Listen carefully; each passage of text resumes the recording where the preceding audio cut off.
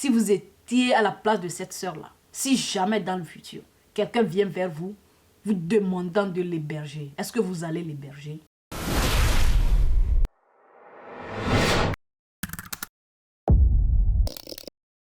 Bonjour la belle famille de YouTube. Aujourd'hui, j'aimerais partager une situation très décevante avec vous.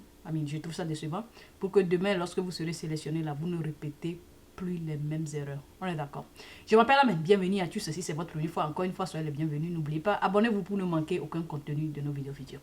Ok. So, la fois passée, j'étais en train de... C'était la semaine passée, en train de rentrer dans le train, tout en étant au téléphone. Et juste après avoir parlé au téléphone, j'étais en train de parler le français. La tata chez qui j'étais assise me demandait si je suis d'où. J'ai dit non, je suis du Togo. Elle me dit, ah, moi je suis togolaise dans le sang. You know? Du coup, on a commencé par avoir les petites conversations, genre, tu fais quoi? Tu es venu comment ici aux États-Unis? You know, like, tu vis avec ta famille, ainsi de suite. Right? So, quand je lui ai dit que je suis togolaise, elle me dit que non, qu'elle autre elle est togolaise dans le sang. Genre, bref, ses parents sont togolaises, mais elle est née en Côte d'Ivoire, elle a grandi là-bas, donc du coup... C'est ça quoi. Donc dans notre conversation, je lui ai dit, tu es venu ici avec ta famille, ou bien tu vis seule, ainsi de suite. Donc elle me disait que non, qu'elle est venue, qu'elle vit seule, qu'elle est venue à travers la développerie. Donc elle me demandait si j'ai une fois entendu parler de ça. Je dis, oh yeah, effectivement.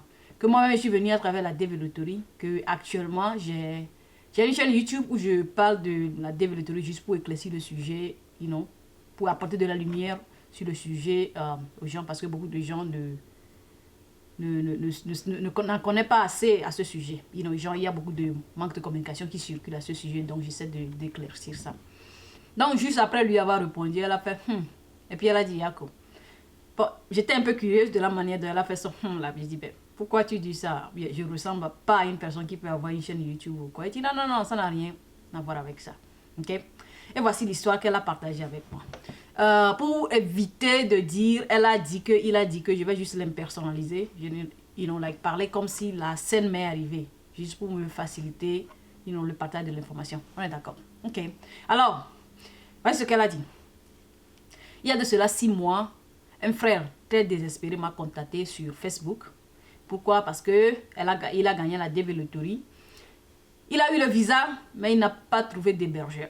Mais le visa est sur le point d'être expiré, qu'il lui restait moins de 1 an. Bon, je lui ai demandé de m'envoyer le visa, juste pour m'assurer qu'il est en train de, qu'il est en train de dire la vérité. Le visa ne passait pas, bon, l'image ne passait pas à travers Facebook. Donc, on s'est rapidement échangé de numéro WhatsApp. Il a envoyé l'image sur WhatsApp, j'ai vu ça, effectivement, le visa est sur le point d'expirer. J'ai dit, mais pourquoi tu as attendu pendant tout ce temps-là, au dernier moment, pour trouver du sponsor, pour trouver un hébergeur? Il dit non, j'en ai trouvé, mais jusqu'on me posait des conditions, ce que je ne peux pas, c'est pourquoi jusqu'alors j'ai trouvé personne. Bref, lorsque le frère en question m'a dit ça, j'ai compris, parce que en venant ici aussi, moi aussi je me suis retrouvé dans une situation pareille. Genre, les gens veulent m'aider, mais ils me posent des conditions que je trouve impossible à accepter. Donc du coup, quand le frère m'a expliqué que voilà, il a trouvé les gens, mais on lui a posé des conditions, du coup, c'est ce qui a rendu les choses compliquées, j'ai compris, J'ai dit au frère en question que non, je ne peux pas l'aider personnellement, mais je vais poser des questions de gauche à droite pour voir s'il y a quelqu'un qui peut l'aider. Le frère a dit ok. On avait causé un mardi. Le vendredi, j'étais revenu dire au frère en question que j'ai trouvé quelqu'un qui veut l'héberger. Je lui ai dit l'état dans lequel je trouve, je lui ai donné les informations nécessaires. Donc je lui ai fait comprendre de me faire part lorsqu'il va acheter son billet d'avion pour que je m'arrange à venir le chercher à l'aéroport le jour-là. Et puis la conversation s'est terminée là-bas pendant un moment. Ok? Maintenant, de mon côté, voici ce que j'ai fait. Je suis partie voir le président de mon association à l'église, lui disant que voilà, j'ai un frère qui va venir du pays, mais qui a un visa. Bref, je lui ai narré la situation. Si il connaît quelqu'un qui peut aider. Le frère en question a parlé à quelques membres de l'association, de l'église. Au finish, ils ont trouvé quelqu'un qui a voulu aider. Donc, c'est comme ça que j'ai trouvé l'hébergement pour le frère en question. Maintenant, de l'autre côté, la personne qui veut héberger dit qu'elle a uniquement son basement. Le basement est son magasin. Donc, si je suis d'accord à aménager le basement, qu'il n'y a pas de problème, que le frère en question peut rester là-bas au moins pour quelques mois avant de se relancer. J'ai dit, il n'y a pas de souci. Donc, j'ai programmé pour aller nettoyer le basement le week-end. Donc le vendredi, après avoir annoncé la nouvelle au frère en question, le samedi, j'étais partie là-bas pour nettoyer le basement, clean. Bien sûr, la dame nous a fait comprendre qu'il n'y a pas de fourniture, genre il n'y a pas de lit, quoi que ce soit dedans. Donc ce qui veut dire qu'on doit aller trouver des choses comme ça nous-mêmes. Donc qu'est-ce que j'ai fait? Je suis partie le dimanche à l'église, je suis partie voir le bishop à la fin de la messe en lui disant que voilà, j'ai un frère qui va venir. On a aménagé à trouver un endroit où il va dormir. J'ai juste besoin que vous m'aidez avec le voucher pour que je puisse acheter les choses de la chambre, les choses de cuisine, les draps et autres là, pour pouvoir accueillir le frère en question. Ils m'ont posé certaines questions, j'ai répondu. Suite à ça, on m'a donné un voucher. Et puis bon, que je dois utiliser pour aller chercher les matelas, les draps et autres là dans une boutique qui appartient à l'église en question. Et le tour sera joué. Entre parenthèses, ici c'est Amen qui est en train de parler. Pour les gens qui vont se demander, mais est-ce qu'on peut avoir des bergeurs? On peut avoir le visa sans avoir des bergeurs? Bien sûr, vous pouvez le faire. J'ai fait une vidéo bien détaillée là-dessus. Je vais associer ça à la fin. Et la deuxième des choses que j'aimerais ajouter, c'est concernant l'aide dont la sœur est en train de parler. Dans ma vidéo de graduation que je vais aussi associer à la fin pour les gens qui seront intéressés, je vous ai dit tantôt que j'avais quitté le boulot qui allait me rendre riche pour un boulot qui payait cette heure-là. Pourquoi? Parce que on ne payait pas bien, mais on investissait dans nos futurs. Genre, à nous assister. Bref, pour les gens qui veulent en savoir plus, allez-y regarder la vidéo en question. Bon, anyway, je m'aurais dit que la boutique en question, là où je travaille, là, appartenait à l'église. Bon, appartient à l'église dont la sœur est en train de fréquenter. Et faire des gestes comme ça n'est pas un truc qui est vraiment nouveau. Pour la communauté en question. Genre, quand je travaille là-bas, j'étais à la caisse, il y a des gens qui vont venir acheter des habits, qui vont coûter total 300, 400 dollars et ils vont présenter un voucher, genre un papier, sur lequel le bishop a écrit que telle personne doit prendre ceci gratuitement sans payer. Bon, des choses comme ça. Bref, le bénévolat, c'est un truc que ils sont vraiment connus pour ça, quoi. C'est une religion aussi qui est vraiment dominante dans mon état. Donc, bref, c'est pour vous dire que j'ai vu dans le passé les gens, bien l'église en question a assisté des gens pour plus de choses que ce que l'aide qu'on a apporté, on est en train d'apporter à notre soeur en question. Donc, bon, c'est pas nouveau. Anyway, je referme la parenthèse, je vais encore repasser à l'impersonnalisation. Ok? So, le bishop a donné le voucher et j'ai dit, ok, j'attends à ce que le frère me dise quand est-ce qu'il va venir pour pouvoir aller chercher les matériaux, genre le lit et autres là, parce que je n'ai pas de pick-up truck, genre les voitures de déménagement là. Donc j'ai programmé solliciter l'aide d'un ami lorsque je saurai quand est-ce que le frère en question viendra aux États-Unis, va atterrir aux États-Unis. Ok? La famille, leçon numéro 1 de cette vidéo. Si vous avez besoin d'aide, ou bien si quelqu'un sollicite votre aide, ok, et vous n'êtes pas en mesure d'aider la personne vous-même, et que vous devez aller tourner vers quelqu'un pour pouvoir solliciter l'aide en faveur de cette personne qui vous a demandé l'aide là. Lorsque vous allez là, allez-y, parlez à la personne noir sur blanc.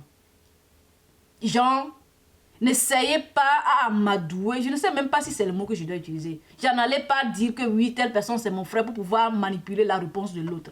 Dites à la personne telle que votre relation est. Genre, dans notre situation en question, la sœur a parlé du frère, une personne qu'elle a connue sur Internet, comme si, une personne qu'elle connaissait avant, quoi. You know what I mean? Don't do that. Parce que ça, en faisant ça, c'est votre réputation qui est en jeu. On est d'accord. Anyway, revenons à l'histoire. Rappelez-vous, je suis en train de parler comme si c'est moi qui ai vécu l'histoire pour éviter de dire il a dit que, elle a dit que. On est d'accord. Anyway, après que je lui ai annoncé la bonne nouvelle, façon dont, bon, j'ai vu le visa, effectivement, comme je l'ai dit, le visa est sur le point d'expirer dans moins de 1 mois. Ok?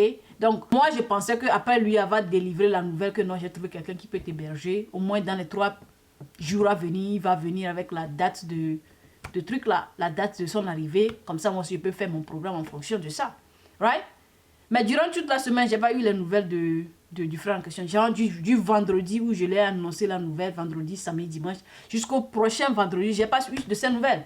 Je l'ai écrit durant la semaine, il n'a pas répondu. Le vendredi, je l'ai appelé pour dire, mais mon frère, qu'est-ce qui ne va pas? Bref, par curiosité, quoi. Sans oublier que je l'avais écrit durant la semaine, mais je n'ai pas eu de ces nouvelles. Donc, Après lui avoir appelé à plusieurs reprises le vendredi, là, c'est-à-dire le vendredi qui suit le vendredi où je lui ai délivré la bonne nouvelle, il a fini par décrocher en me disant ceci, voilà, mes parents ont eu à joindre un cousin qui vit ici aux États-Unis et il a accepté de m'héberger. Donc comme je lui connais, je voulais plutôt aller vers lui.